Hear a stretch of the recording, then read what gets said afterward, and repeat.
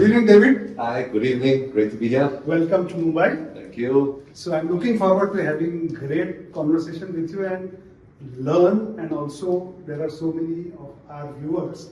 They will also get a lot of insights which will be helpful for them in their day-to-day business. How has India changed in the last 5 years? Well, it's been a huge change, I think, over the last 5 years.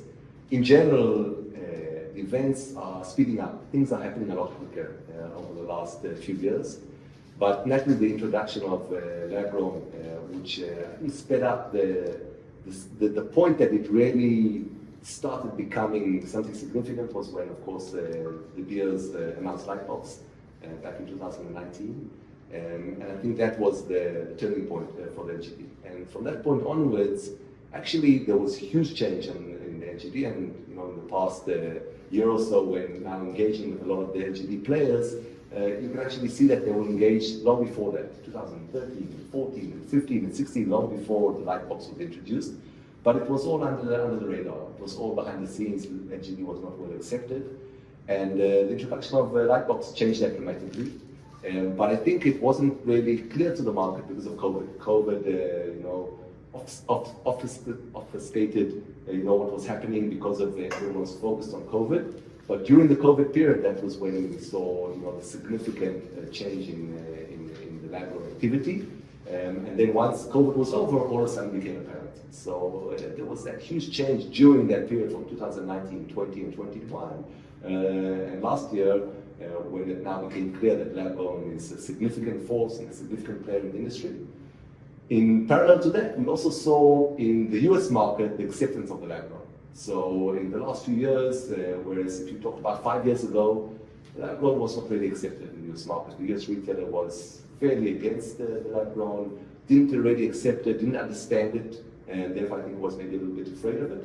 But over the time, with education, with understanding the benefits for the consumer, for the retailer, we saw a significant change also in the retail side.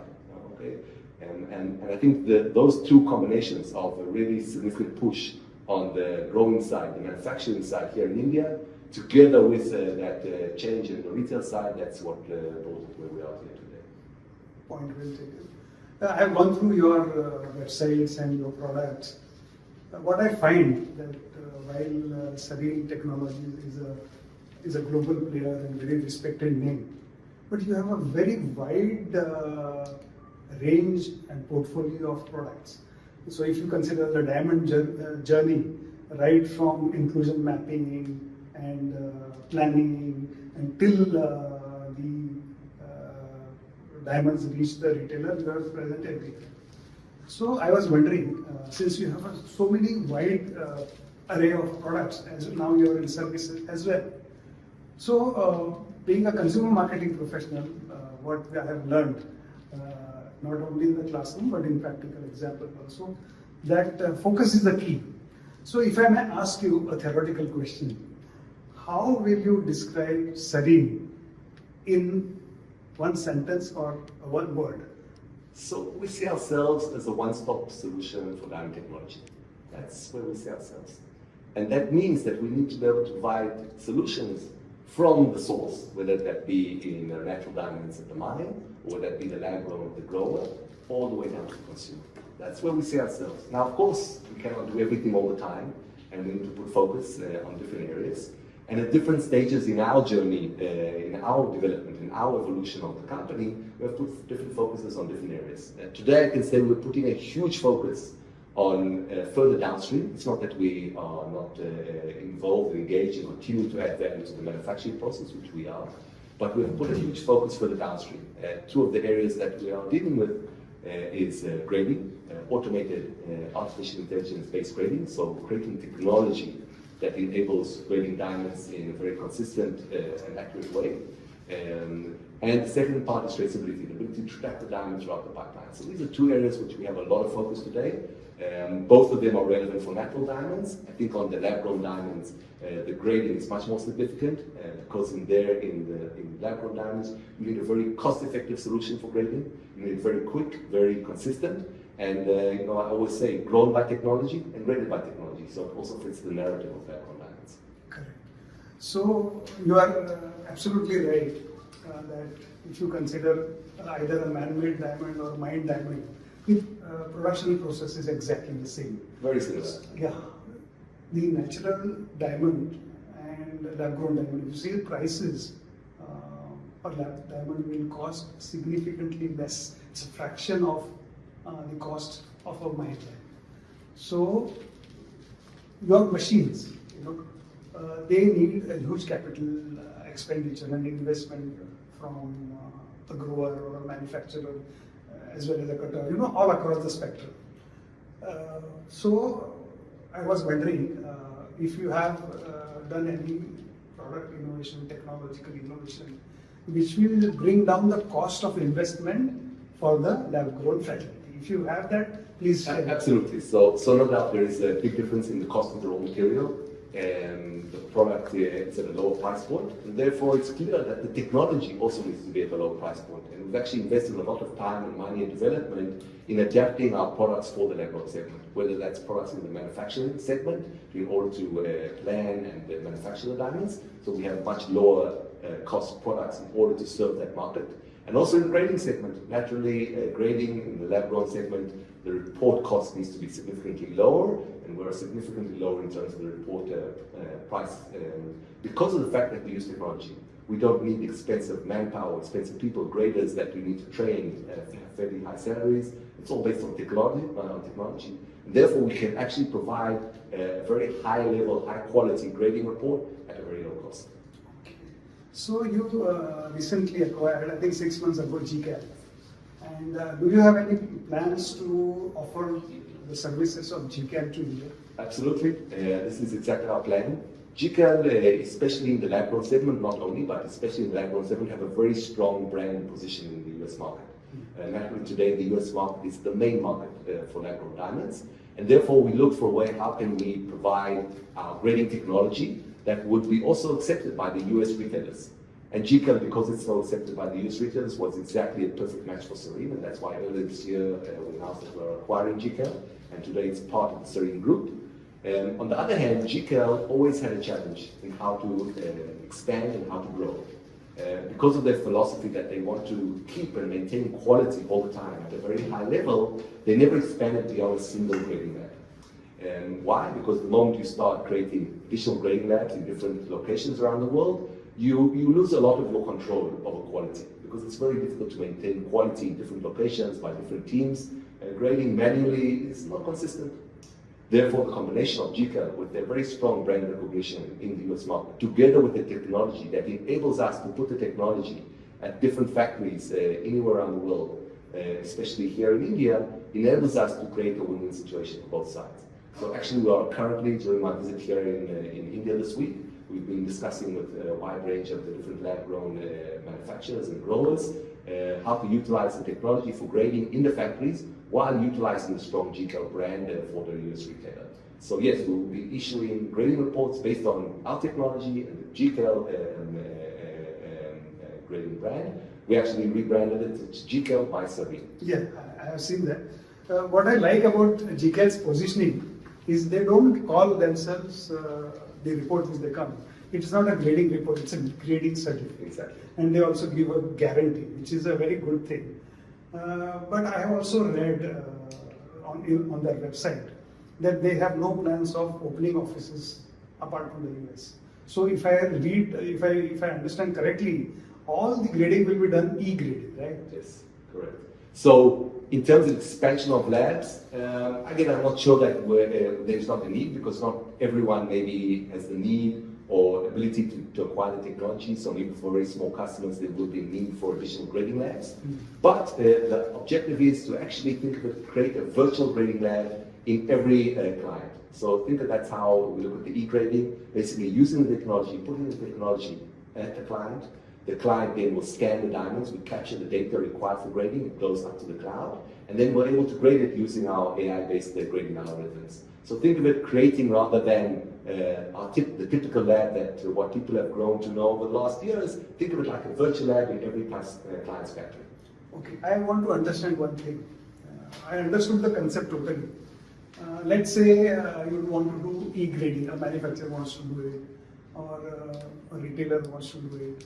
So, what is the infrastructure and how much the investment manufacturer or grower needs to invest for this to happen? Because it will require a lot of 3D photography and high level of networking with different machines. So how does it work? So basically the basic e-grading suite is comprised of 3 different technologies. We have one technology that grades color and fluorescence. We have a second technology that grades clarity and polish quality, and a third that does cut grade and symmetry. So basically, these 3 systems comprise of the main grading criteria that is needed in order to grade the diamond. And then the client basically acquires these 3 systems, puts them in the factory, and once he has these systems in the factory, they can start basically the grading process. So you're talking about the manufacturer? The manufacturer, yes. We're not talking about the retailer. Because it's a chain, so manufacturer. So the objective is to get the grading done as early in the pipeline as possible. Also in terms of infrastructure and know-how, the manufacturer has a lot of know-how how to operate high technology, advanced technology, whereas in a retail environment, they don't want to have to deal with all sorts of advanced technology, they want to sell diamonds. So we look at grading the diamonds as early in the pipeline as possible, which basically means the moment the diamond is completed manufacturing, now let's grade that diamond. Okay, so it's actually in the factories or big wholesalers. That's the objective of the e-grading, not necessarily at this point in time at the retail itself, but maybe in a few years' time we'll have technology that's suitable and simple enough and cheap enough to be able to put it retail, but the current objective is at the manufacturers as soon as the manufacturing process is being completed. There is a distinction between a grader and a gemologist. Right. So how does it work? I mean, in how many cases? You said that the mechanical and repeatable process can be done by AI. So what is the percentage of cases where an expert gemologist is required in the chain? So mainly the gemologist is required for more advanced processes. Like what? For example, fancy colors. Today, fancy colors is a much more complex process in terms of grading. The technology is not yet capable of doing fancy colors. There are much less diamonds that are fancy colored. So that's one example. Second is, for example, on diamonds that need further that are referred in terms of natural versus lab grown. So if you need to do further advanced testing on diamonds that are not sure if it's natural or lab grown, that might need further advanced testing in a laboratory. So there are certain areas that definitely laboratories continue to have an importance. Naturally, technology starts with a certain segment of diamonds. So for example, today we're only doing round diamonds, but very quickly we'll be moving on to the fancy shapes and other categories. So I see that in the end, the technology will continue to develop and evolve. It's an ongoing process. It's not something that starts and ends today. I'm sure we'll see continued development of grading technologies over the years to come, bringing additional information. So for example, let's take milkiness, for example. Grading labs, they don't grade milkiness, but it's a very accepted parameter when trading polished diamonds. So we believe that we can develop technology that can grade milkiness, tinges, all sorts of subcategories of inclusions, or clarity. So for example, today, if a diamond is graded VS2, why is it VS2? Because I have a black spot on the table, because I have a small crack on the girdle, what is the reason? So all these subcategories that are very important in terms of the B2B trading of the diamond, but the grading labs do not provide this kind of information. So the technology, we believe, will be able to continue to evolve over the next years and provide very much significant additional value beyond what the typical grading is done today. So I will now relate it to my experience. I've been talking to a lot of manufacturers and retailers, and you are bang on. The demand from rounds is shifting very fast to fancy shapes as well as fancy colors. And fancy color, it's in the initial stages of takeoff. Because if you see a mined diamond, which is fancy color, the cost multiple is maybe 10x or 15x. Or 100x. Yeah, maybe it depends on how much you can charge. Whereas in the case of lab-grown diamonds, it is not much. So the cost of production would be almost similar or marginally higher. So there is a huge potential.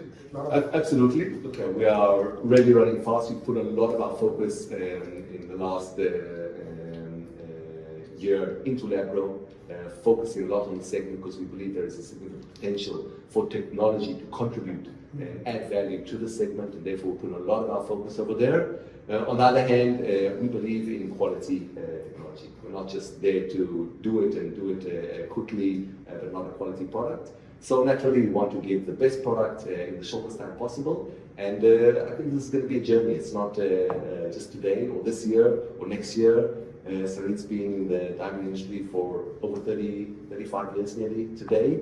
And there's been continuing involvement and development. Even planning technologies, manufacturing technologies, which we introduced over 20 years ago. We continue to develop them today, we continue to improve them today. So I think the same we'll see with grading technologies. It's going to be a continuous evolution, a continuous development. But today, grading with technology is by far superior to manual grading. And I think that's the reason that we think that now is the time to introduce the grading technology into the market, both for lab-grown as well as for natural, because it is today superior already. But it's going to get a lot better. A lot more information we'll be able to create. We do other things, for example, like performance, traceability, imagery, fingerprinting. So there's a lot more that we can do with technology and add value to the polished diamond. Very right. Branding is all about differentiation. There is a huge clutter in the market. So how does your brand stand out? And I think that is the purpose of branding and storytelling. So as a late entrant in the grading field, others have advantage. So how do you intend to brand yourself, stand out from the crowd, as well as help the retailers come up with stories? So that's an excellent question. And first of all, we are the only technology company that is involved in diamond grading. All the rest of the companies are gemological grading labs. True. So that is, first of all, I think one of the big differences. We're a technology company. We believe that grading can and should be done through technology. And we believe it's better. And that's what we're doing today, proving to clients why technology can do grading in a superior way than it can be done through manual processes that have been done over the last 50 or more years in grading. So that's the first thing. The second thing is that we believe in differentiation, as you said, branding differentiation. So we don't necessarily see ourselves as necessarily being in the front. We don't want to create the next GIA. We believe that we want to strengthen and support the client's brand. So you'll see that in our grading reports, there's a lot of customization to the client's needs, fitting its brand, its look and feel, what kind of information they need, what stories that brand telling. So there's a lot of flexibility within what we do. Think of it like a little bit of a puzzle that we create with the client. So we work with a retail client. We first want to understand what is he about, what is his brand messaging. And then we can see what kind of information that the customer needs, how to structure the report, and what kind of things can provide an emphasis on why his diamond is different or better, or what story that diamond tells. So we're really focused on creating, think of like customized solutions for the retailer, so to empower his brand rather than us overpowering with our brand. That's an excellent initiative, and I would like to share my learnings over the period of time. If you see, mine diamond category has grown only on the basis of category marketing. They always depend on miners. DBS will do category marketing, or other miners will do, and they want to piggyback on that. So, and on the other hand, when you look at the trading aspect, people don't really buy diamonds. They buy GI certificate. Why? Because there is no branding. There are poor brands. What I observed from my readings is that you are doing an excellent job because you are co-branding. Your brand, Sarine, takes a backseat, but you are helping the retailers to come up with their own brand and story, which is really good. Yeah, if we were again to sit in the front seat, as you call it, we become a replacement to the standard commoditized grading reports of today.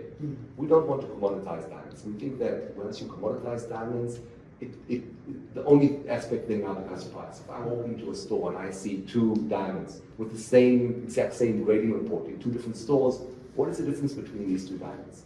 Therefore, we don't see that we want to replace that, be a better grading report. We want to also provide value to our customer and to our clients so that he can differentiate himself. The grading report is a tool. It's not an objective. You're not selling a grading report. You're selling a diamond. You're not selling paper. The grading report is just a tool to help the retailer explain what about his diamond, tell the story of his diamond, and provide data about his diamond, which again has an impact on the price of the diamond and so on and so forth. So that's where we see ourselves as different from other grading labs. It's not just another piece of paper that mostly commoditizes diamonds today, because it makes two diamonds that are different at a different retailers exactly the same in terms of the same grading report. And that's what we wanted to move away from. Very interesting. So I was going through your product portfolio. I came across the loop. So how is it different than other loops, and what is the speciality of those loops? So there's basically one main speciality which we have a patent on, basically creating a virtual three-dimensional image of the polished diamond. Most of the imagery solutions today basically rotate in 2D, showing the diamond rotating on a rotating table, whereas we basically create a virtual three-dimensional imagery of the diamond that's actually rotating in any direction. And that's the uniqueness of our solution. Again, there are a lot of great solutions out there for imagery with different advantages and disadvantages, but what makes our solution unique is we're able to create a three-dimensional image of the diamond as if you're holding the diamond in your hand. You can actually turn it around in any direction. Okay, very interesting. So that loop, in terms of cost, is it costly? We look at the loop as part of the information that can be provided as part of the grading report.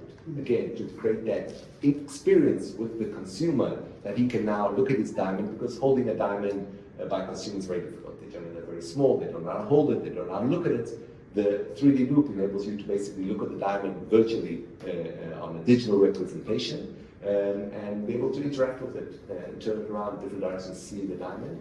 And so we see that as part of the information that we provide to the retailer that can provide it to the consumer, especially when you're talking about digital platforms, website, internet, and so on, which you want to be able to show your product. So that gives the retailer the ability to actually engage with the consumer and let the consumer interact with the polished diamond that is in his jewelry or his ring. Okay. So coming to this laser marking on the girdle, there is a school of thought that it is not foolproof and it can be tampered with. So there are new technologies which Forever Mark or other companies have tried, and it also forms a basis of storytelling. There's something called stealth marking. Yeah. So what is your opinion? Are you going to offer some services? Yes. Again, there are a lot of, as you said, inscription has its loopholes. You can remove an inscription, you can inscribe a number of the same inscriptions on different diamonds. So definitely inscriptions have a lot of value, but there are loopholes. And definitely today there are a lot of different solutions out there in the market that come to solve this issue. One of them, as you mentioned, is subsurface inscription. So it's then very much more difficult to remove it because you need to polish it. And you can watch it only from a loop. You can, yes, you have those that you can see with the loop, but then they impact the clarity. So that's a disadvantage if you have the ability to see with the loop. You have subsurface inscriptions that you cannot see with the loop. But then again, and it's difficult to see it, but then they don't impact the clarity.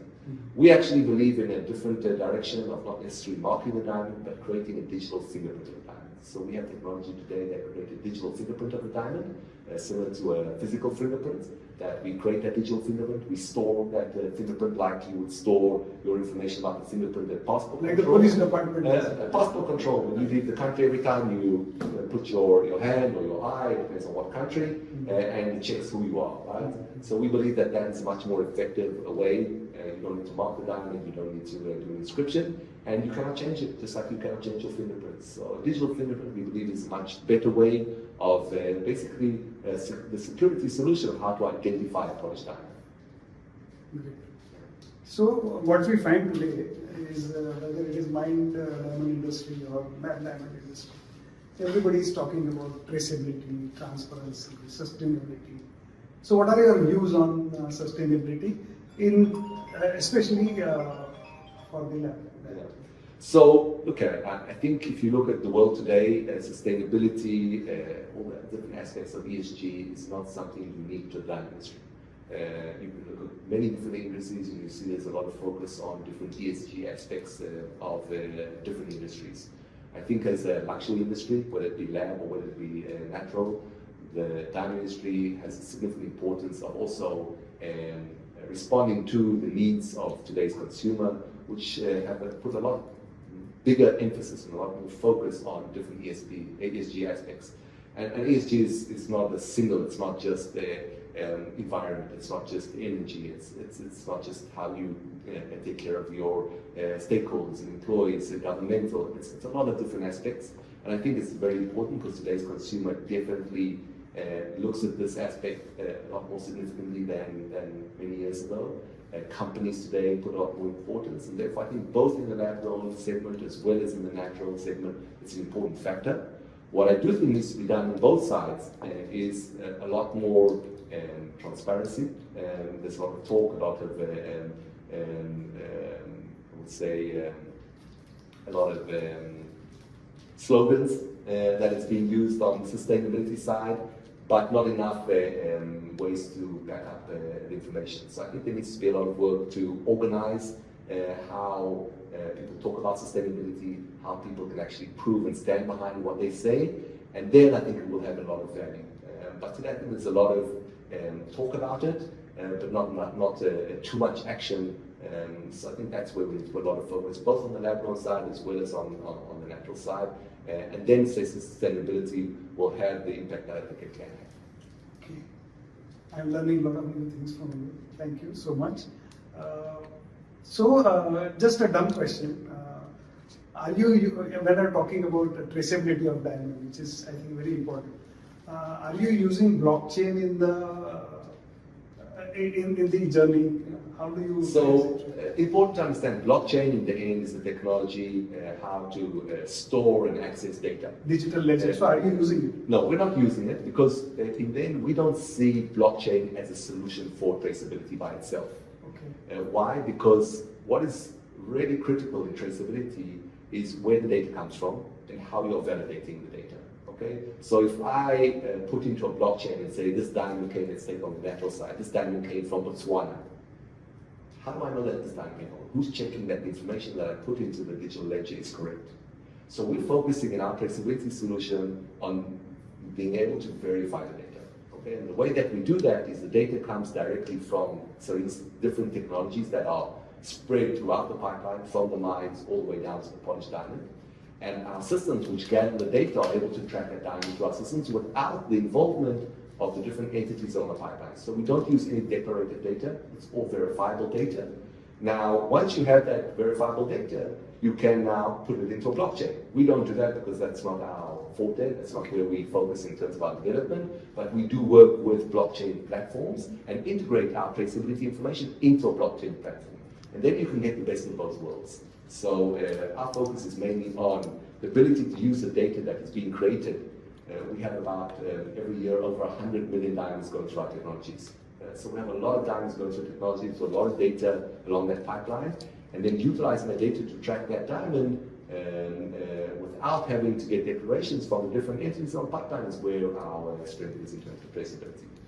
But as I said, utilizing the information in a third-party blockchain platform creates a synergy with our data. Okay, got it. So now coming to towards the end of our conversation, see what has happened is the Federal Trade Commission in the USA, FTC has laid down guidelines saying that if you are claiming your diamond to be a sustainable or a green diamond, you need a third-party certification for sustainability. So do you think there is an opportunity for Sarine?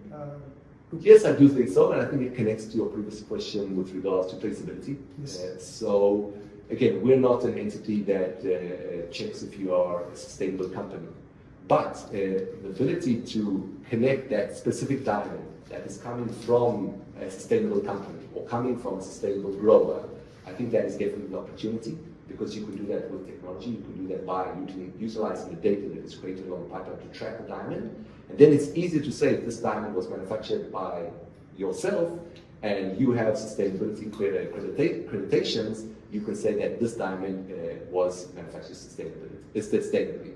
So I think our part in this equation is being able to understand how the diamond flows down the pipeline, the ability to connect that polished diamond to its source, whether it be a rough diamond or whether it be a CVD rough, And I think that's where we can provide value. And also the second part is that because a lot of our technology is utilized throughout the manufacturing process, we know what kind of stages the diamond has gone through, what kind of processes it's gone through, and then we can work with third-party companies that measure energy consumption and things like that in order to be able to track the energy consumption of the manufacturing process in a much more accurate way than you could do today.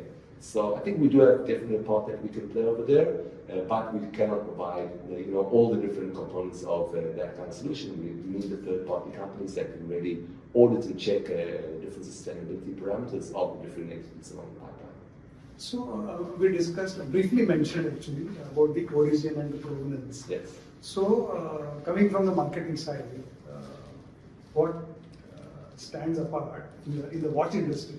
If it is a Swiss watch, it commands a premium. Whether it is a Japanese watch, of course, it is quality-wise there is no problem, but it fetches a lower price premium in the market. Now, whenever we're talking about the lab-grown diamond industry, there is a demand from the organized retail chains in the US, where there is a advantage to companies like Diamond Foundry. Their USP is grown in the US. So I'm just sharing my opinion. Now, with our Prime Minister's gesture of presenting a lab-grown diamond to the First Lady of the United States, grown in India, is also going to be, grown and manufactured in India is also going to be a big story, and that's where the opportunity for a company like you, for example, you have an association with Bukhara Diamond, tracing the entire chain. So I would like to ask you, are you contemplating some kind of association with a lab-grown grower as well as a manufacturer, somebody closer home like Lucix? So without going to which clients we work with, I'd say we work with a lot of different entities, both in the natural side as well as in the lab grown. As I said, this week I've been spending the large majority of the time meeting with growers, manufacturers from the LGD segment, and I think there's a lot of potential there for cooperation. And we're I believe strongly in cooperation. That's why we see a lot of corporations that Sarine is involved in different segments of the industry, from the miners to manufacturers to retail, and I believe the industry should have a lot more cooperation.